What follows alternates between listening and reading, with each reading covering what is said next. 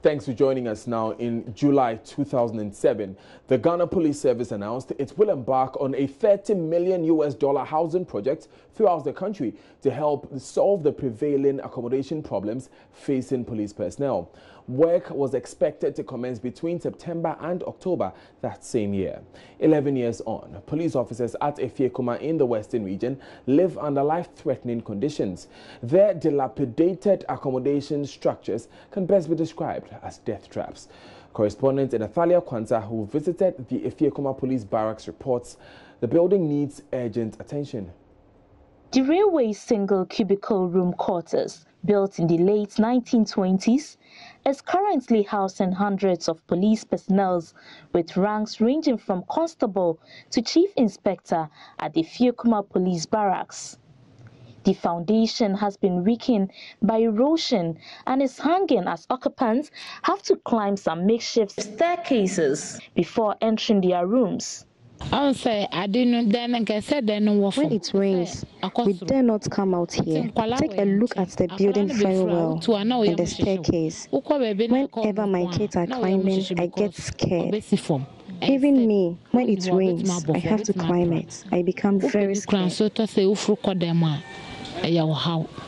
Mothers have to be on the alert to protect their children from falling parts of the concrete work. Wives of police officers seem to face the greatest danger as they spend most of their time in these buildings. Rosemary Kumi is the Magajia at Efiekuma police barracks. You will problem na me patro ya how you woman nyina ne say baby you need die We have problems here, especially accommodation. Most officers come to meet the building in a deteriorating condition, and we are compelled to fix it with our own money, which is never refunded.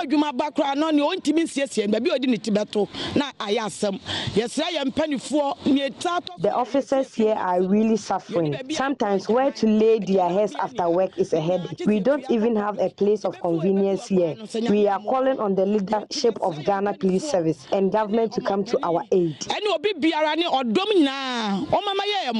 A police officer who spoke to Joy News on condition of anonymity expressed worry about the situation.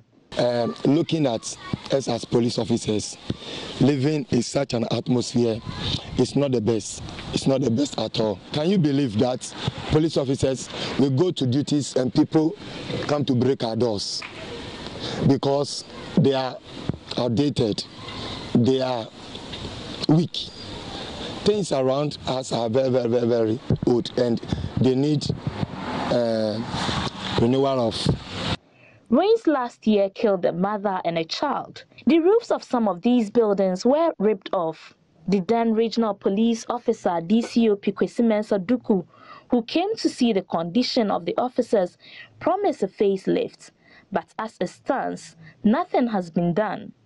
Station officer for Efiekuma Police Station, Chief Inspector Charles Ahemfo, had this to say. As you can see, the barracks, we have a lot of challenges. The personnel here are living in these buildings, as you can see. So we need help from the individual organization and the government, and for that matter, our own police administration, to come to our aid, to help us either rebuilding the whole place again or whatever they can do to help us. Well, originally, these buildings are for railways quarters. It is not actually police buildings.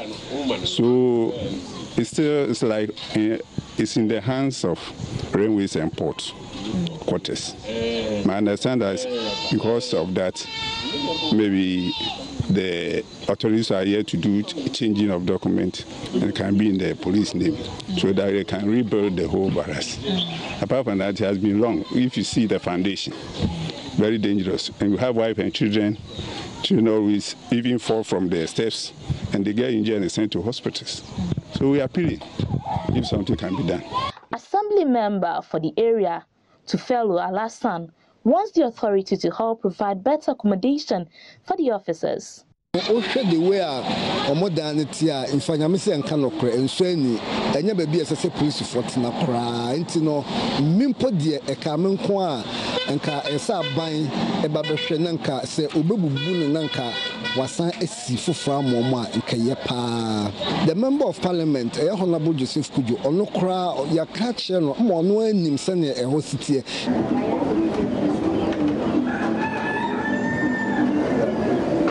If you are a police officer and you are being transferred to the Western region and you are asked to stay at the Fiokuma barracks, this is the sort of buildings you will be welcome with. This has been the situation of police officers here for the past years. Reporting for Joy News, I am Inathalia Kwansa, Fiokuma Police Barracks, Western region. Now, extensive floods have destroyed large expanse of farmlands in the Boko area in the Upper East region. Access roads to farms are covered with water as heavy rains continue to pound local communities. The situation has left over 40 farmers without any source of livelihood. Mahmoud Mohammed Nuruddin's report. Farms were just weeks away from harvest. Plantations close to the White Volta were also affected. These plants stand empty. The grains have been washed away. These are just a few of the farmers who have lost their livelihood. Like all the other affected farmers, Akugbila has no insurance to cover his losses.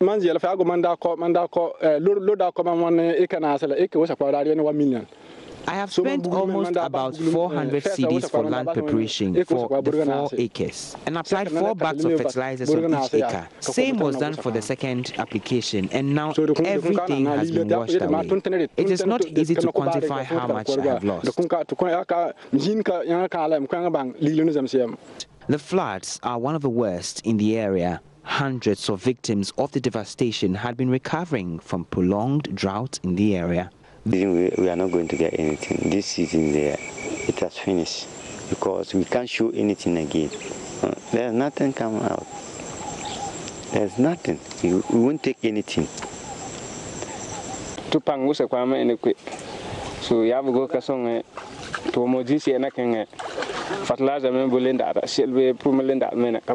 this is all we have. If help doesn't come, we may not survive the situation. We cannot be blamed because this is where we get our livelihood.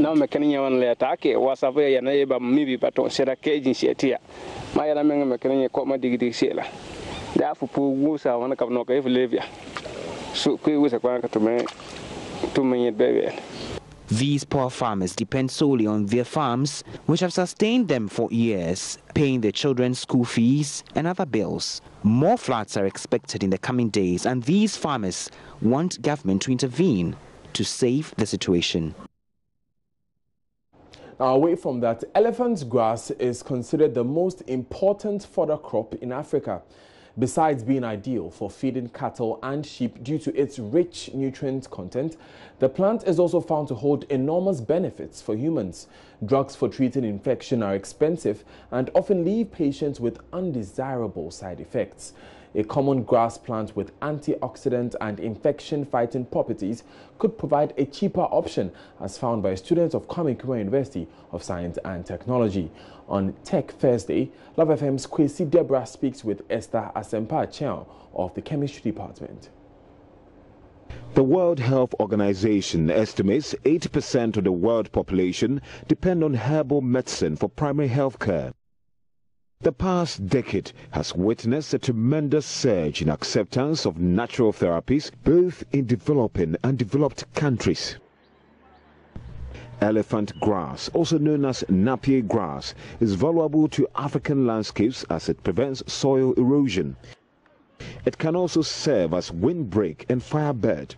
The fresh shoots and leaves are used to prepare soup and stew, as well as medicine for healing wounds and treating measles and headache. However, its efficacy has scientifically not been proven. Esther's work, supervised by Dr. Lawrence Bokwe, set out to investigate the antioxidant and anti-inflammatory properties of the elephant and bahia grass.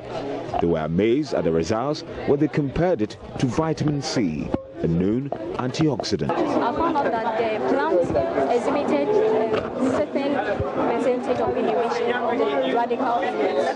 So I did the BPPH radical assay and I did the peroxide assay to check if my cell will be able to inhibit or scavenge these radicals that's causing harm or disease to the human body. So after I found, and I compared with my standard, and the standard I use is ascorbic acid and butyl hydrotoluene. That's the use. And when I used that one too, and I compared it, the result I found was very consistent with the standard drug. Reporting for Joy News, Kwesi Deborah. Now, Minority Leader Haruna Idrisu is demanding firm assurances from government that it will protect the interest of workers of 7 local banks that have collapsed. He believes governments did not handle the job issues around the collapse well. He has been speaking after he sat through the meeting of the Finance Committee as they probed the collapse. Officials of KPMG and PricewaterhouseCoopers are currently before the Finance Committee. Joseph Opoku-Gakpo is there for Joy News. He joins us via phone with updates. Joseph, can you throw more light on the briefing by the Minority Leader?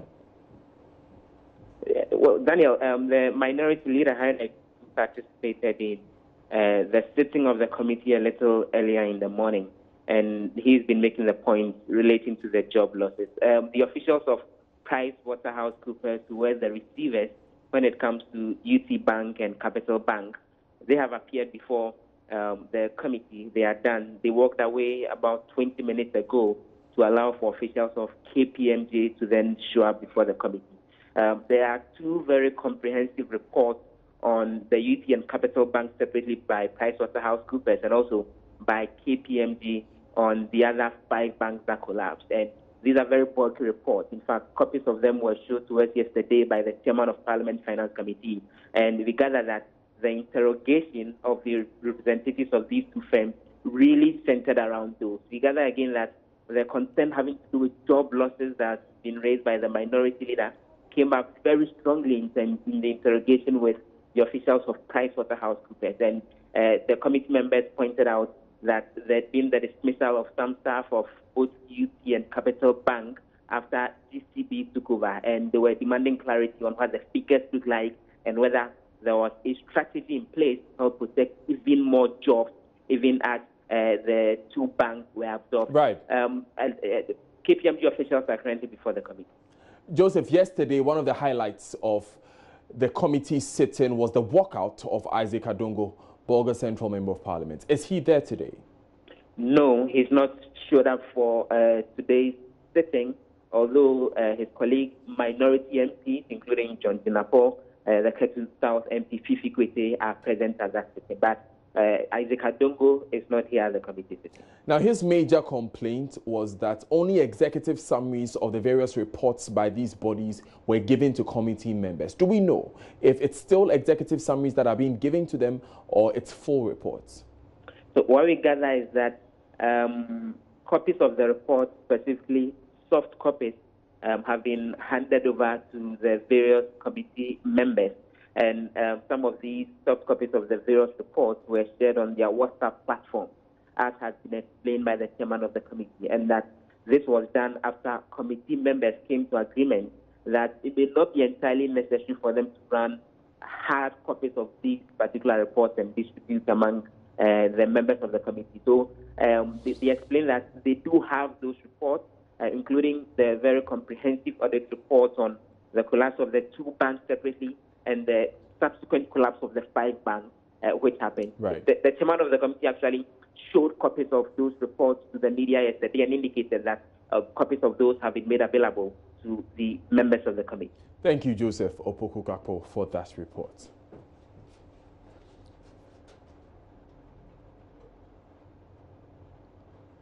Let's stay with the topic, and governance expert Dr. Eric Ojo-Osai says it is not surprising that Bank of Ghana is yet to sanction its officials involved in the collapse of the 7 local banks. According to him, Parliament must probe and, where necessary, prosecute officials whose negligence led to the collapse of the 7 banks.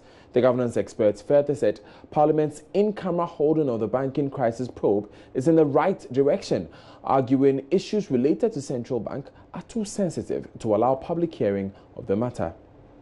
Ghana is a strategic regulatory institution. They backstop our financial management system. And in financial management, confidence in the banking sector, confidence is important. So I would say that we should allow them to hold it in camera until such a time that they think that the information they are disseminating out, it's not security risk. Because we have some information with Bank of Ghana. If they put it out there, it will collapse the entire banking sector, and we don't want that.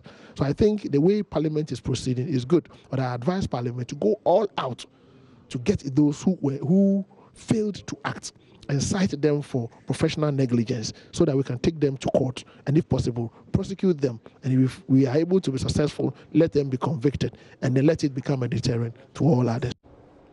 You're still watching Joy News Today. I am Daniel Dazi. Stay with us.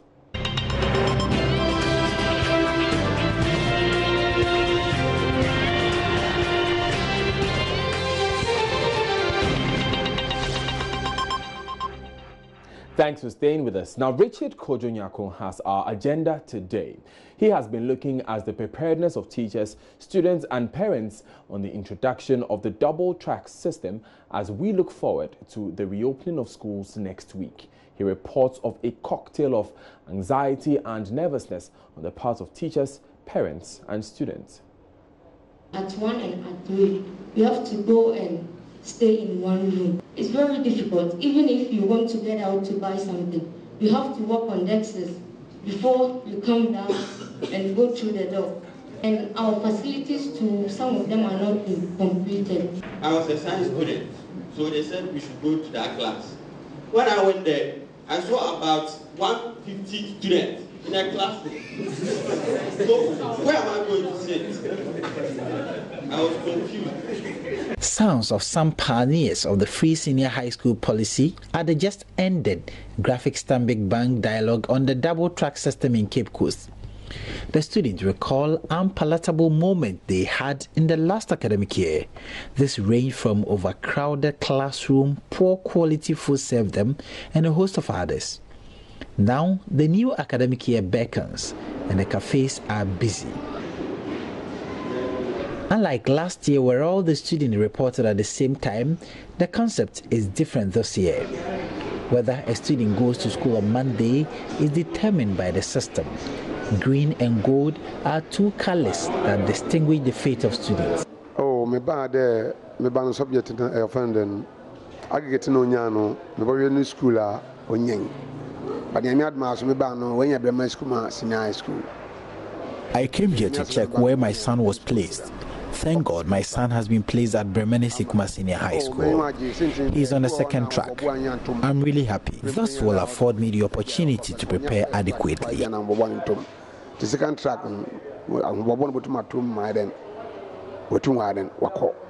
Daniel Aikpe is a parent. He is lucky because he's been able to check the son's placements. Not everyone here at the cafe has had it smooth like Mr. Aikpe. Many are frustrated because they tell them there are no codes to enable them check their placement, and a lot more are worried about the money they pay before they get to see their placements. At the cafe near Kingsway, students and parents pace up and down. The senior high schools that ultimately will accommodate the students are without much activity today because schools are yet to return from vacation. But are the schools prepared at all? Teachers have been classed into or grouped into three. There's a batch which will be solely responsible for SHS 1 track 1. Then another batch for SHS 1 track 2. Then SHS 2 and SHS 3. As our school has been selected, we have already put in place mechanisms to make sure that we also welcome these students and get the ball rolling. In the sense that since we vacated this past July, almost every week the academic board meets because new development come in almost every week, and therefore we have to also base ourselves for it. And almost every now and then we have to be called for academic board meeting to know the way forward and how feverishly the school can prepare towards the reopening of the next academic year. Jude Odate Misa is a head of department in one of the senior high schools in Cape Coast. Jude is asking for calm on the part of teachers, parents and students. He feels in every new policy there are bound to be hiccups, and such hiccups can be surmounted with sober minds. Well, obviously, since it's a new system or it's a new whatever, there's some nervousness because every now and then most of my teachers will call me and say, am I in track 1 or track 2? But once it's a new system, we believe that let's get it started and see how best we can overcome the challenges that come with it. My name is Richard Kwejunyako for Joy News.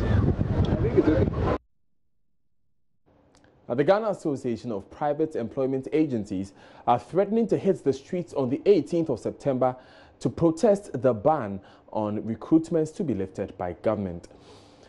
Government in May 2017 placed a ban on all employment agencies in the country recruiting Ghanaians to work in the Gulf region following reports of inhumane treatment meted out to some Ghanaian domestic workers in the Gulf state by their employers.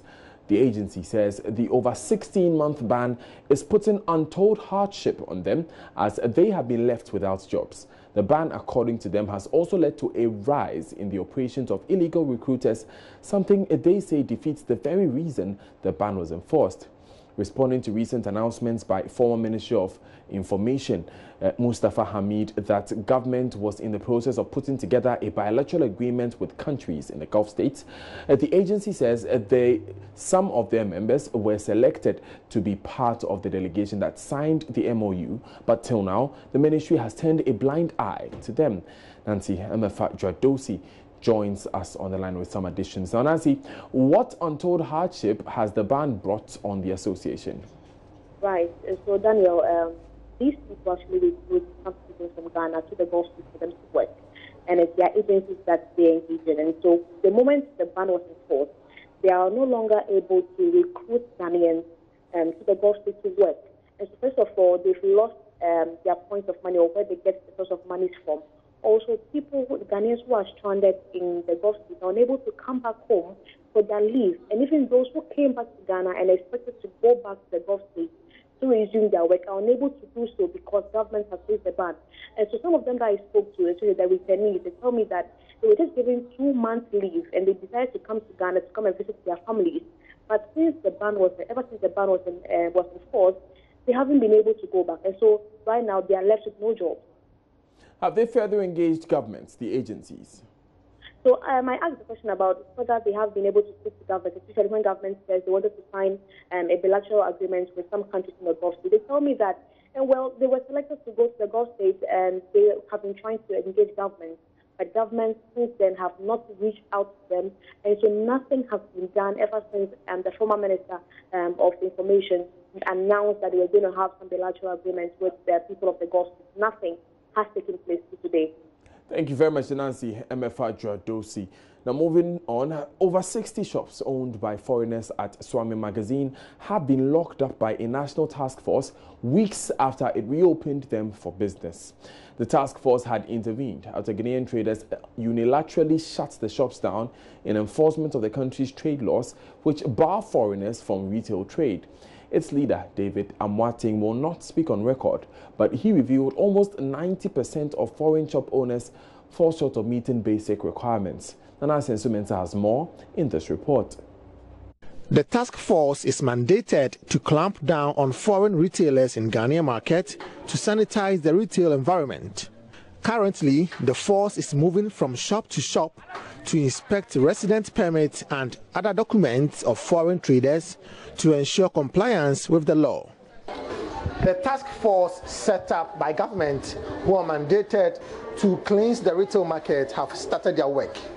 Yesterday, the task force started their work here at the Swami Magazine enclave, and they closed down over 60 shops owned by foreigners. And this is one of the shops. Local traders who operate in the enclave are excited by activities of the task force, which have the potential to kick their competitors out of business. Some of them share their sentiments. For now, I can say it's a very good job that they're doing. I can say their start is perfect. It's a great beginning because they had with them the Ghana Standards Authority they had with them Food and Drugs Board, they had with them Customs and Immigration Service as well. So all teams were doing their jobs sequentially. They inspected a whole lot of things from them. So I can say that we do appreciate their job. If they would continue like that to finish with the rest of them. Oh, yeah, but you might say any money and talk. The foreigners sell substandard goods which are very cheaper than ours, so the customers prefer their cheap product to ours, and this is taking toll on our business. We'll be happy if they are completely flushed out of the retail market.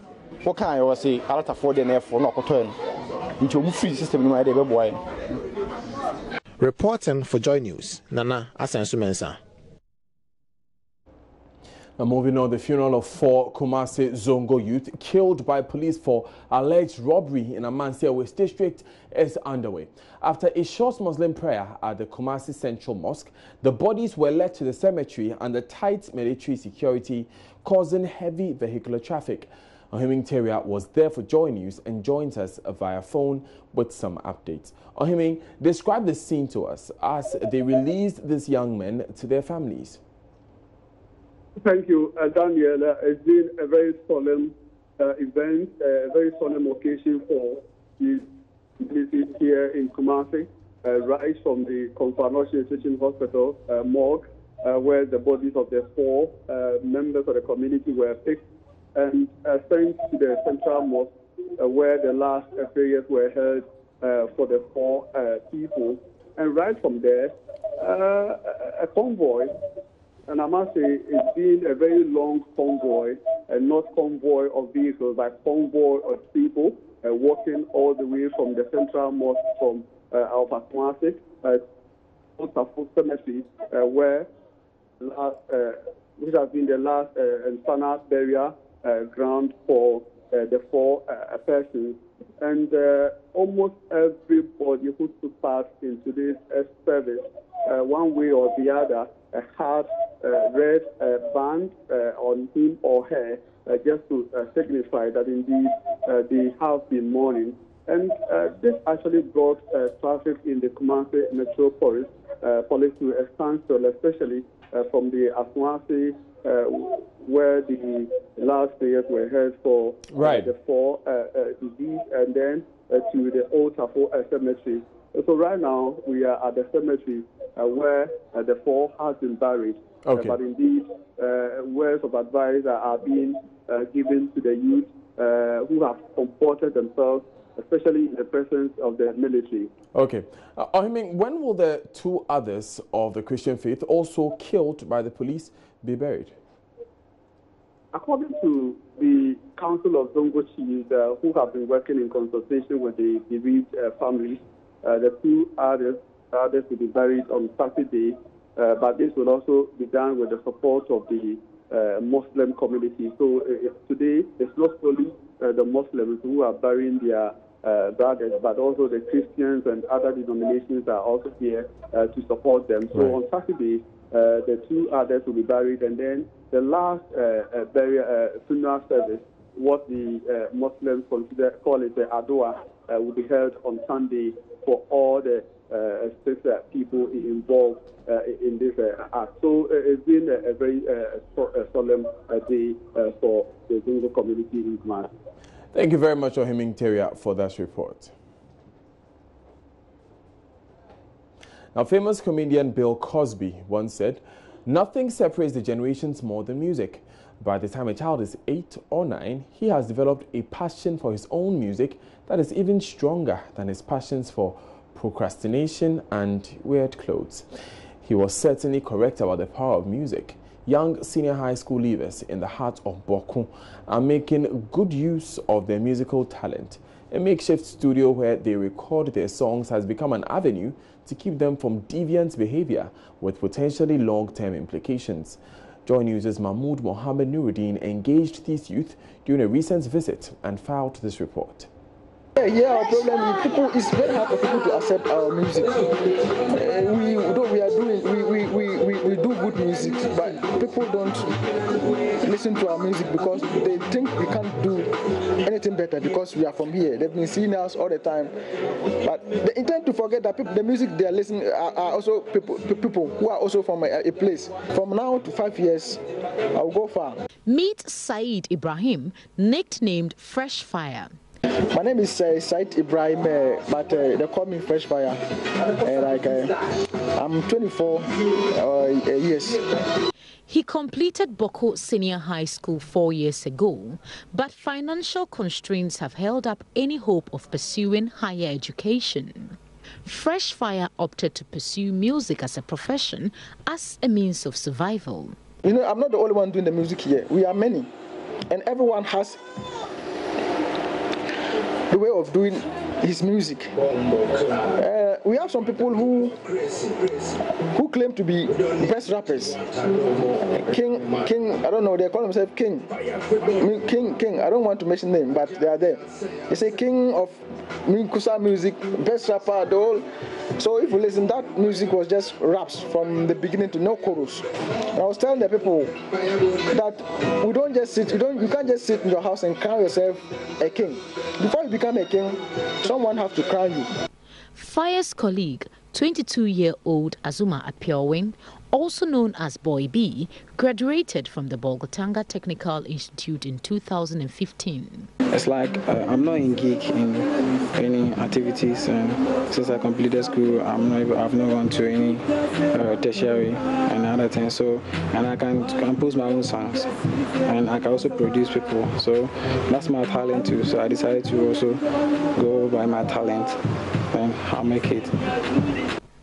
For these young men, realizing their ambition comes with challenges. However, improvised studios belonging to Fresh Fire and Boy B are centers of attraction for many young upcoming musicians. Yeah, I did Trust No Man recently. That's my latest track I'm to drop on the 12th of this month. Trust No Man came to my mind some few weeks ago. No man for trust nobody. All men them get bad man. Focus on life and listen to daddy. I released this track simply because like I've been with people and I know the kind of people they are. I didn't know that's how they are, but as time goes and I get to know that this is the kind of people we are living with. So I know how I feel. Someone somewhere also feel the same way. Maybe, just maybe, these musicians would have to press hard and work patiently to become like the Shatawales and Stonebwoy. Or maybe like Fancy Gadam, who is from Tamale. It's now time for Business with Sandra Esenam Afenu. Stay with us.